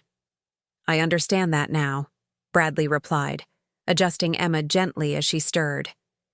"Watching you with my children, the stories you read repeatedly without complaint, the skills you teach with endless patience, the way you listen like their thoughts are the most important in the world, I see how much more than a babysitter you've always been. You're the foundation, Mom, you and Dad, the solid ground beneath everything we're building." As we drove home to our modest condo, now fully ours with no debt or encumbrance, I reflected on the journey that had brought us to this point. the painful moment that had begun with Melissa's dismissive words had ultimately led to clarity, growth, and deeper understanding for everyone involved. Her comment had initially felt like a diminishment of my value, but in the end, it had simply revealed how little she understood about true wealth. The security Frank and I had built through decades of living within our means, the paid-off house, we'd given to Bradley, the debt-free retirement we'd secured for ourselves, had proven more valuable than granite countertops or luxury addresses. The wisdom we'd tried to impart about distinguishing wants from needs, appearance from substance, had finally taken root not just in Bradley but, surprisingly, in Melissa as well. Sometimes being dismissed as just anything, just a babysitter, just a homemaker, just ordinary people of modest means, says more about the person doing the dismissing than it does about you. The secret wealth we'd cultivated through decades of careful choices had proven more durable than showcases of luxury or carefully maintained facades. True abundance, we'd all discovered, lies not in impressing others, but in the freedom to build a life around what genuinely matters, and the wisdom to recognize the difference. Up next, you've got 2 more standout stories right on your screen. If this one hit the mark, you won't want to pass these up. Just click and check them out. And don't forget to like, subscribe, and turn on the notification bell so you don't miss any upload from us.